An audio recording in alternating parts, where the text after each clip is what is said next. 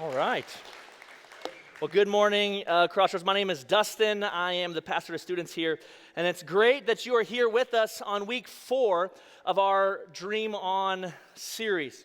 And you know, as a kid, during this series, as I've been thinking about dreams, I've been reflecting on some of the dreams I had as a kid. And for me, I remember growing up thinking about how awesome it's going to be to one day become a dad. Right, I thought, I can't wait, we're going to build forts, right, I'm going to have a bunch of boys, we're going to play basketball, I'm going to dunk on my kids, like this is my dream, right, as a dad. And I have a 3-year-old son now, and I'm realizing as I'm a parent that there are moments in your parenting life that they don't tell you about before you have kids. Right, there are these moments. In fact, a couple of nights ago, we experienced one of those moments. Davis wasn't feeling good, and so we chucked him in our king-size bed with us to sleep for the night. And I was one of those nights where I was sleeping fantastic. You know those nights, like I was just out cold. I was dreaming on. It was fantastic. Everything was comfortable. The temperature was right. The sound was right. The lighting was right. I was having a great night's sleep. And then all of a sudden, I heard this gurgling sound from the pits of hell, right? And my subconscious kind of heard it, and I thought maybe it was part of my dream. But then it was quickly followed up by a splattering sensation on my right side. And so me and my wife quickly woke up, and she's faster than me. And so she got to our son, who was projectile vomiting like a fountain, out everywhere. And so she's picking him up, and just his vomit is going all over our clothes, over the bed, over the pillows, on the walls. It's disgusting, right? This isn't baby puke either. This is grown-up puke. And so it's disgusting. So Corey, being more gentle and kind and caring as a mom, she takes Davis. He's crying. He's having a rough night. And so she cleans him up in the bathroom. Meanwhile, it's my job. It falls to me to clean up the scene of the crime. And so I go to flip over the lights, and I kid you not, it's like a scene from a science fiction movie. Right? I mean, there is vomit everywhere. And it was like fluorescent purple vomit. Right? I was like, I'm raising an alien. What's happening? Either that or he has some rare disease, and if you're a doctor, you can consult with me afterwards. My kid might have a problem. But purple puke was everywhere. It's one of those moments, right? You don't realize that there are times at 3 in the morning you're going to be cleaning up purple puke. I remember another moment. It was the first time we took Davis on a plane. It was a long plane ride. We were going to Alaska, and he was not yet 1. And I remember me and Corey were so worried about that trip because we've heard horror stories of flying with babies. And the first 2 hours or so, he slept, and we were like, our son is the best. Just keep sleeping. Where's the Benadryl? Just kidding. We didn't give him Benadryl. We considered it, but keep sleeping. And something happened at hour 2 or 3, and he just woke up and was not happy with his circumstance. And he was crying the rest of the flight, right? And everyone was looking at us like, dude, shut your baby up. And I was like, I don't know how. And then there was this guy 4 rows up who looked like a mall Santa, but like a cheap mall Santa, He had old crusty beard, and he walked up to us and he said, could I please have a turn holding your baby? And I was like, what? It's no, weird mall Santa, man. You can't hold my baby. What do you think this is? I almost punched him, for real. It was close, right? But that's another moment, right? No one tells you about those moments. Another one, last year, I took my son to the mall, and we had a daddy-son date day, and we went to the playground and got him his favorite food, bought him a couple presents, and on the way out, I was like, I need a cup of coffee. And so, Davis has been having a great time, and he sees in one of the little show cabinets this bag of chips, right? And these aren't normal chips, these are artisanal chips. There's 4 of them in there, and they're $8, right? And he just keeps pointing at them and saying, Chippy, Chippy, Chippy, Daddy, Chippy. And I'm like, dude, you're not getting those chips. I was like, for $8, I can get you something else, but we're not buying those chips. Right? That's not happening. And he throws the biggest, he runs, throws himself on the ground. He's rolling around, kicking, screaming, stuff is flying from his mouth. Right, and I'm picking him up on my shoulder as he's punching me in the face. I'm like, how you doing? How you doing? Walking out of Barnes & Noble, he's spilling my coffee over me, and I'm having to shove him into the car seat. If they were a security officer, they would have tased me because I thought I was harassing this child. Right, and it's moments like that where it's you don't, no one tells you about those moments. right? But there's another moment I want to talk to you about because this was just a couple weeks ago, a couple days ago actually. I was in my kitchen making coffee before my son Davis had woken up, and I heard him kind of stirring and walking to the stairs that kind of overlook the kitchen. And he was like, he had like the bed head, and he was real sleepy, had the sleepy eyes, and he was rubbing his eyes, and he just wearing his diaper, and he's pooching his little belly out, and he looks at me and goes, "Hi, Daddy. Love you, Daddy." And then he jumped 7 stairs into my arms, and gave me this big squeeze, right? And like we can all agree, like that's a precious moment, right? That's a beautiful moment, right? And you might even, if you were there, it would be kind of creepy because it's my house. I'd say get out. But if you were there to witness it, right, like you would have recognized that that's a special moment. But none of you guys could possibly feel the way I feel in that moment. Right? None of you could even imagine like loving my son the way that I love my son. Yeah, it's because he's my son, but it's also because in life, I'm the one, and me and my wife are the ones that go through the day-to-day grind of what it takes to be a parent. And if you're a parent, you know what I'm talking about. It's changing diapers, it's making lunches, it's cleaning up purple puke at 3 a.m. It's going on an airplane ride and being the one responsible for him crying and carrying him out and stuffing him in a car seat. Like the day-to-day grind of life is where those moments of love are really built. And I think so often in our life that we are just trying to fly from big moment to big moment. We're trying to get through the next moment we're looking forward to. And we so often pass up the day-to-day grind, the process of life. And today we're talking about this idea of process and what happens to our faith when we're faithful in the nitty-gritty day-to-day life of process. Because I'm convinced that love and life and all meaning happens not just in the mountaintop moments that we chase, but it happens and it's formed in the process of life. And we're in a story in this series called Dream On. We're in a story looking at the life of Joseph. And we recognize that Joseph has been living through a process. If you've been here, you know this. In fact, as a 17-year-old kid, Joseph told his brothers that they were all going to one day bow to him. He's the youngest of 12. Right? So his brothers beat him up within an inch of his life and threw him into this deep hole. And we recognize that in life, we face moments where we're at the bottom. It feels like we're at the bottom of a pit. Right, and the challenge we gave to you, that Pastor Tim gave to you, was don't quit when you experience these moments, because we recognize that God is right with Joseph and he's right with us when we experience the pit moments of life. But Joseph doesn't die in the pit. He's actually brought out of the pit, and he's sold into slavery because he's got a bunch of good brothers. And they take him down to Egypt, and he's sold to a guy named Potiphar, and his life actually begins to get quite better. Until a couple moments happen, and he's wrongly accused of a crime that he didn't commit. And he gets thrown into prison.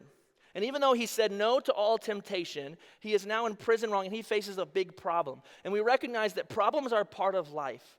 It's not about if, it's when you face problems. And we recognize that God never leaves Joseph's side, even as he sits in prison. And whatever problem you face, we recognize that God is with you in the problems. And then last week, we told the story about Joseph, and he seems to have a way out of prison. An opportunity arises, and he interprets people's dreams, and you're thinking, he's got his ticket out of there. But the people who are supposed to be reminded of Joseph forget Joseph, and now Joseph is forgotten, rotting in prison. And maybe we have felt forgotten, and you have felt forgotten before, but we recognize in this story that even as he's feeling forgotten, God is right there by his side. And then the main truth we've been uncovering is this, that as we dream on together, that problems that there's something that happened. God doesn't promise us a life without problems. In fact, he promises us that there will be problems.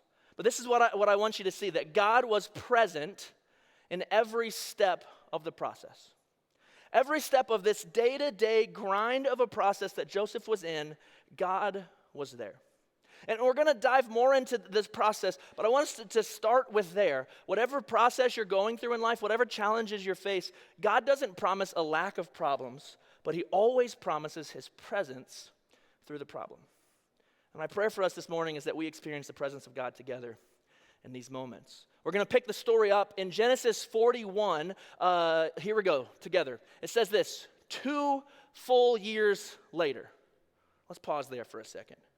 Joseph had been in prison for 2 full years. I love that it says full. It's like these are full years, right? 2 full years he's been in prison. But I want to rewind even farther than that, because if we look ahead another chapter, we notice that Joseph is currently 30 years old, which means he's been in this process for 13 years.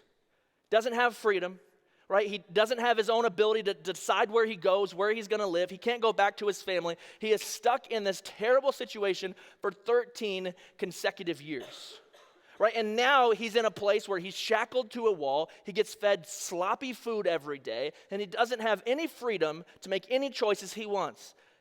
It's not fun. It's taking a long time, and you have to expect Joseph at some point to be like, God, have you forgotten about me? Maybe you felt that way before. What we recognize about the process at the beginning of this story is this: the process takes time, and comfort is never guaranteed. Right? If you're like me, we often try to fast forward to those mountaintop moments. Right? And anytime we experience some sort of prolonged discomfort, we look up to God and say, God, what's happening? Don't you care about me anymore? And I think our version of our time is always different than God's time. And we're always trying to push things as if we're like, God, don't you care about my timeline? As if that's the most important thing in the world.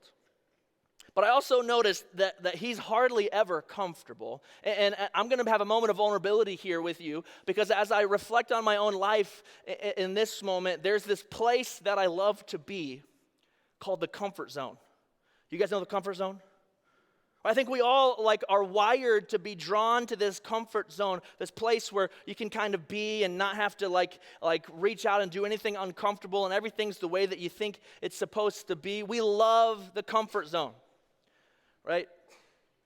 But God never promises us, and Jesus never promised us, that life is going to be comfortable. In fact, I want to take you back to a time in my life where I ran cross country, and I realized when I walked on stage, you thought to yourself, this is a guy who ran college cross country, right? I realized that. I wasn't good, right? I wasn't good at college cross country, but I ran, and you know, there was one common thread to every single race that I ever ran as a college cross country runner. Right, and I remember getting up to towing the starting line and looking in a crowd of hundreds of people, and the same kind of emotions were going through. This nervous, stomach-churning moment happened. Right, and I wasn't nervous because I really wanted to win, because I wasn't. I was going to get 103rd place, right, and feel pretty good about it. The only people I wanted to beat are if there was a guy in jeans or in big basketball shoes, I was like, all right, I got to beat that guy, right?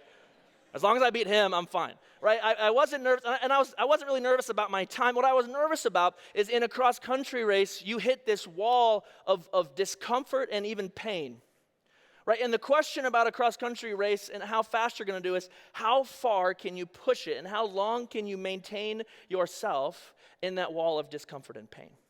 Right? And I hated the discomfort of it, and I knew that's the whole point of it.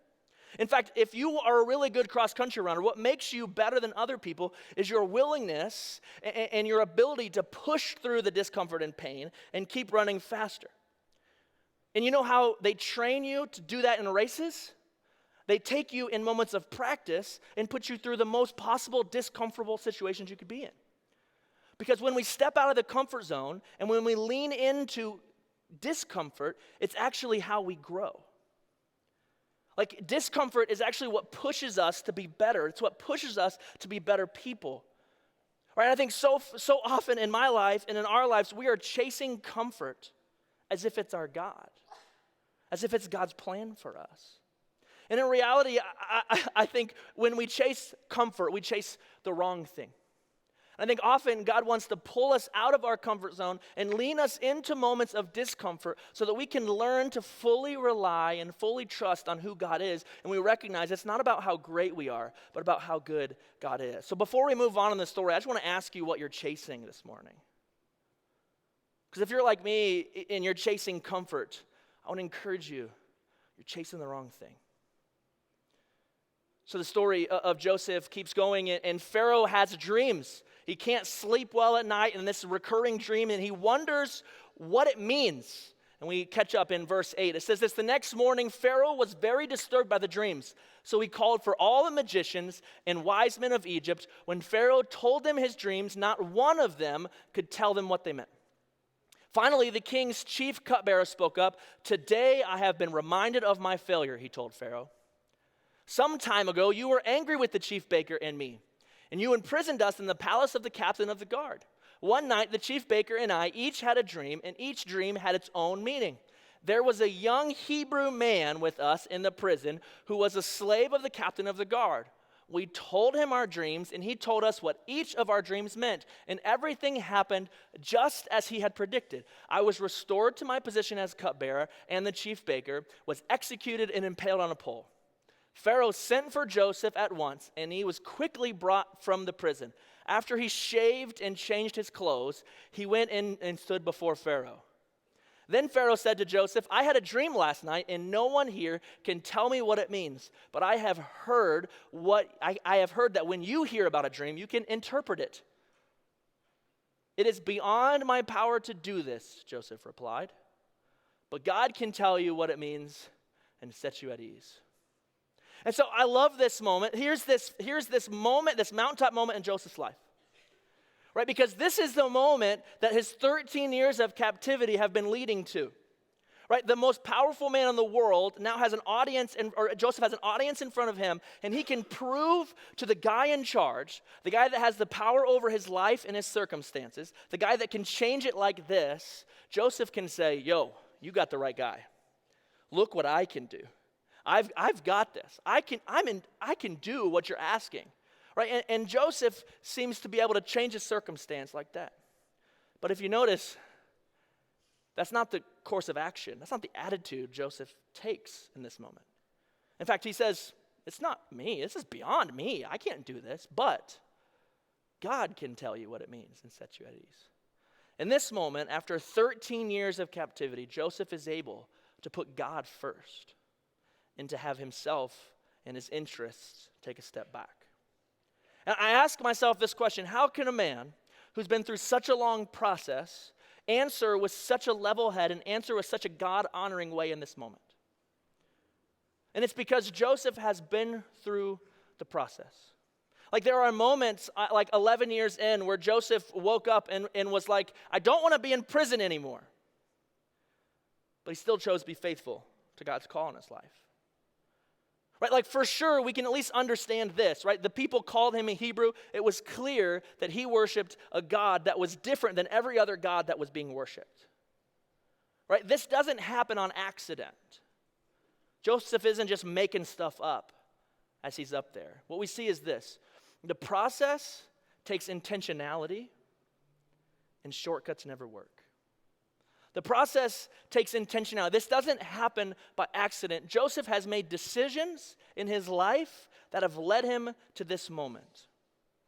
Right? In fact, he had several options to take shortcuts. Like none of us would blame him if in prison after a couple years, he was like, all right, I'm going to try other gods because this one isn't working.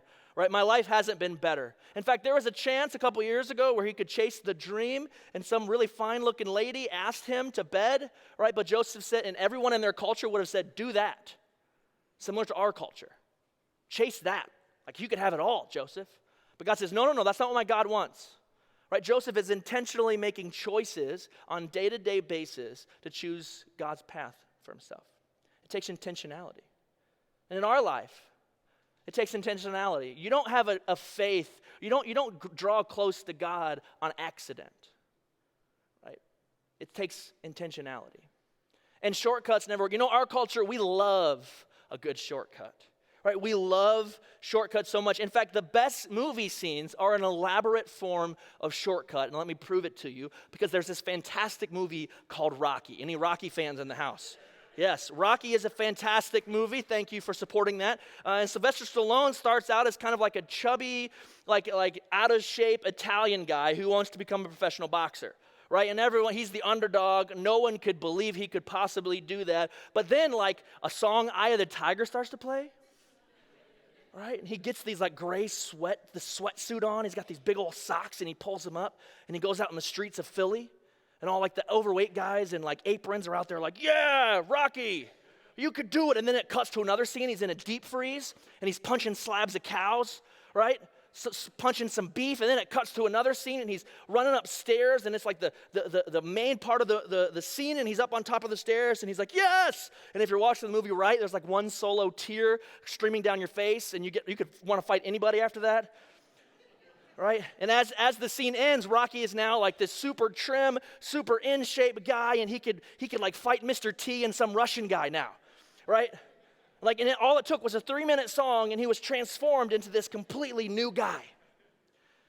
And I've actually been there on those steps, and I see people all the time are trying to recreate that Rocky moment, and they climb the stairs with Eye of the Tiger playing, and they're standing on top of the stairs. There's a statue there you can go see. And I remember doing that, and I was super pumped about it. And then I walked down the stairs, got in my car, drove a mile away, and had an 18-inch Philly cheesesteak with extra cheese whiz. Right? Because you don't become a professional boxer in a 3-minute montage. You have to make intentional decisions, like to wake up at 4 a.m. and eat the right protein and not eat the bad protein. And like you have to like shape your body. You have to do things that are really unnatural to a human body at first. And eventually they become more natural. And eventually your body begins to shift and transform. Right? And it can't be done if you shortcut it. You can't be a professional boxer in a 3-minute song because shortcuts never work. And I think so often in our life, we just reach and we settle for shortcuts. I hope I don't step on any toes here, but it's Sunday morning, right? Let's say it's Sunday morning and it's comfortable. It's cold outside. Your alarm rings. Time to go to Crossroads. But this bed is so comfortable.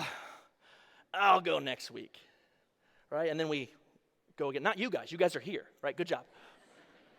It's night and you realize you haven't spent any time with Jesus like in a long time, and you're like, I know I have my Bible app, and you're like, I'm going to pull out my Bible app. But then you pull it out and there's that red number next to your Facebook app, and you're like, let me just check it out for a second. 4 hours later, you're scrolling through like cat videos, right? And you're like, wow, it's 3 a.m. I should probably go to bed. Or there's a temptation in your life. I mean, let's be real, there's a temptation, and it's what society says we should do, and you know it's opposite of what God wants for you. Right? But it's so easy but it feels good, and it feels right. And I know it would be good for me. I deserve it. We so easily just settle for shortcuts, and we miss out on what God's best is for us. And we try to pass over the process.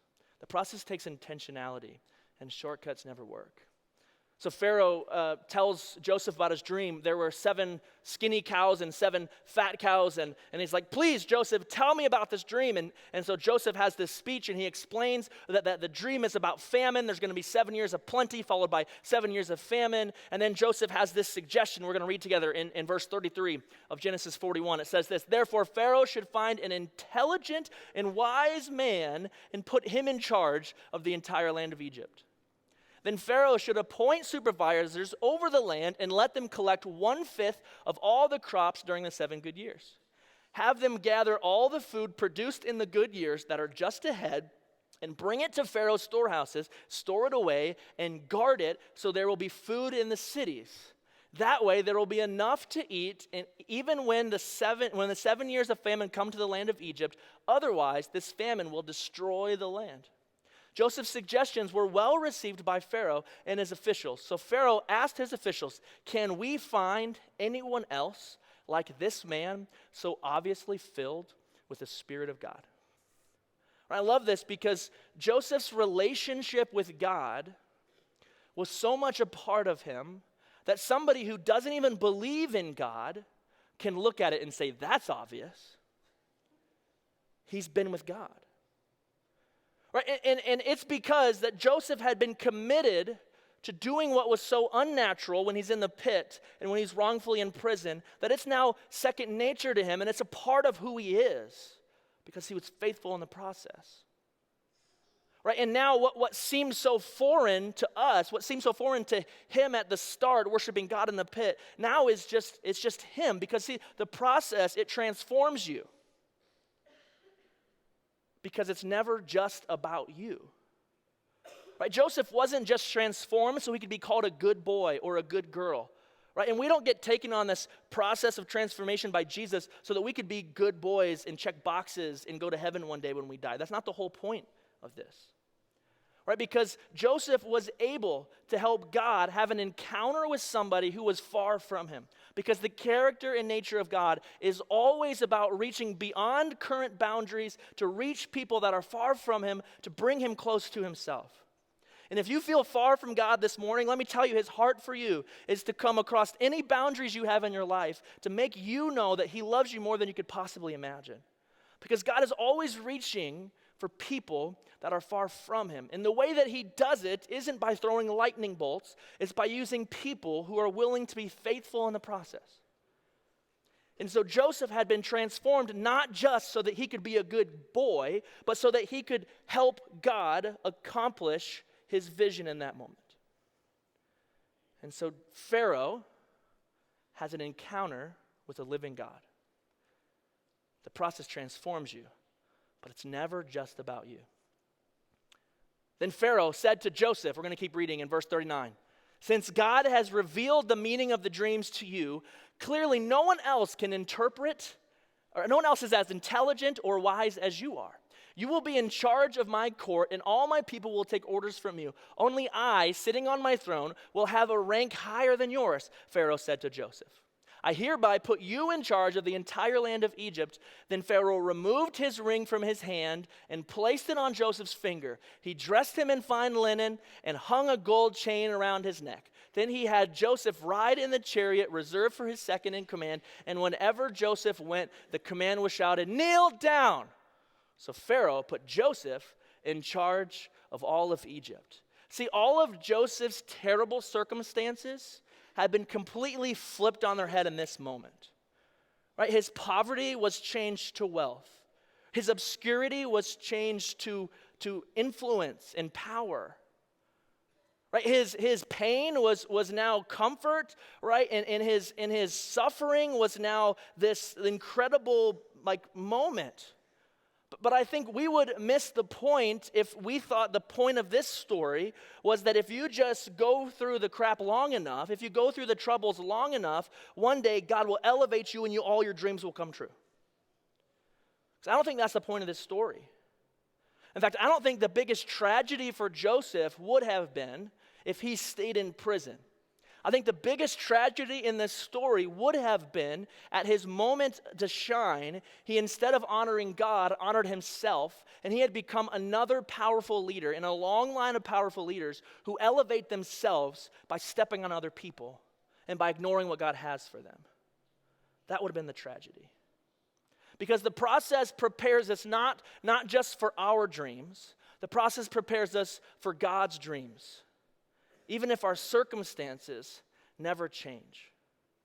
I think so often in our life, we are chasing change in circumstance, a new house, a new car, a new marriage, a new relationship. If we could just get more money, if our financial circumstance could change, then we'd have it all. Then my dream would be complete. And I think a lot of our anxieties and fears are based on what if we become failures because we don't accomplish the dreams we have for ourselves. And dream big, keep dreaming. But I think the biggest tragedy in our lives would not be if we never accomplished our dreams. The biggest tragedy would be if we accomplished those dreams and we had forgotten who we were supposed to be. If we had accomplished our dreams and we are nowhere near the person God wants us to be. That would be the worst case scenario. Right? Because God is far more concerned with who you are becoming than whether or not you're winning. I think back to my son. I'm not proud of my son because he does amazing things. I'm proud of my son because he's my son. And I want the best for my son. I don't want him just to have a bunch of empty wealth. Right? I care about him and his heart. And God cares about you and who you're becoming in your heart. And I think so often we're chasing like this dream, and we're settling for shortcuts, and we're not focused on who we're becoming. And maybe you're chasing the wrong dream this morning. We're going to fast forward as we close up the message this morning, because the story of Joseph is this incredible story we've been in. And it kind of ends in this place that is bigger than we could possibly imagine. And we're going to skip ahead a couple of chapters to Genesis 45 because those years of plenty did come. And Joseph oversaw Egypt keeping all of this grain. And he held power for 7 more years. And then the famine hit. And for 2 years, the famine was just destroying the country around. And now Joseph has this chance encounter with his family that left him to die. And if Joseph hadn't been faithful to the promise, to the process, this moment would look a lot different. But I want us to lean in because we see how a transformed man responds in this moment. He says, "I am Joseph," he said to his brothers. "Is my father still alive?" But his brothers were speechless. They were stunned to realize that Joseph was standing there in front of them. "Please come closer," he said to them. So they came closer and said again, "I am Joseph, your brother, whom you sold into slavery in Egypt." Don't you remember that? "But don't be upset and don't be angry with yourselves for selling me to this place. It was God who sent me here ahead of you to preserve your lives. This famine that has ravaged the land for 2 years will last 5 more years, and there will be neither plowing nor harvesting. God has sent me ahead of you to keep you and your families alive and to preserve many survivors." Do you see that? Joseph understands his place inside God's dream. Because God's dream was way bigger than Joseph being rich and comfortable his whole life. God's dream was much bigger than that. His dream was about saving people from the famine and about preserving God's family. And if you know anything about the biblical story, you know there's a guy in Joseph's family named Judah, his oldest brother. And Judah, his line is tracked through Scripture, and his line eventually comes to a guy named King David. And King David's line is tracked through the rest of Scripture until we get to a guy named Jesus that we're about to celebrate the birth of at Christmas. Right? And Joseph's actions become a part of God's grand story. And Joseph could never have known that his decisions would they lead and save Jesus in the line of Jesus. Because God's dreams are bigger than our dreams. And he invites us into them. I'm going to invite the worship team to come forward, and we're going to respond here in a second. But I want to ask you this question. It's like, because I think we have these dreams for ourselves, and those are good. Keep dreaming. But I think God's dream for you is way bigger than you could possibly imagine. Because God's dream for the world that involves Jesus to bring us freedom and hope and new life and transformation, which is what we find in Jesus. So if you don't know Jesus, you can meet him this morning. What we find in Jesus, we can be a part of what God is doing through Jesus because Jesus lives in each of us. So here are my 2 questions for you this morning. Number 1 is am I committed? I want you to ask yourself this question. Am I committed to the process? Because I think so far too often we settle for shortcuts and we chase comfort and we don't do the hard things and we think it happens on accident and we miss out on what God's best is for us. And we settle for less. Are you committed to the process? That means on Wednesday, you're going to have choices whether to pursue God or not. You're going to face decisions, right? And you're not going to get any glory for it. No one's going to find out about it. No one may even know you think the decision or whatever. No one's going to pat you on the back. But you're going to have a decision, and that's part of the process. Are you committed to the process? My last question is this. Am I in a position to live into the dream God has for me? Because your decision on that Wednesday affects more than just you. It helps put you in a place to be a kind of person God looks at and says, "That's my boy. That's my girl." I don't want you to miss out on God's dream for your life. In fact, at Crossroads next week, we have this amazing series called Wonder, and God is going to use it in amazing ways. And we need you to be God's people. And I think Elkhart County can begin to change. It only happens if we're committed to living out God's dream. Let's pray together. Jesus, thank you so much for all you're doing in these moments. Thank you for the story of Joseph. We recognize that life isn't always easy. And God, many of us are going through a process in these moments, and whatever process, whatever pain, whatever pit we find ourselves in, God, help us to always remember that you don't promise comfort, but you promise your presence, and you are here. Help us, give us the strength and courage to commit to the process. Help us not to settle for shallow, cheap dreams. Be with us as we respond to you in these moments. In your name we pray. Amen.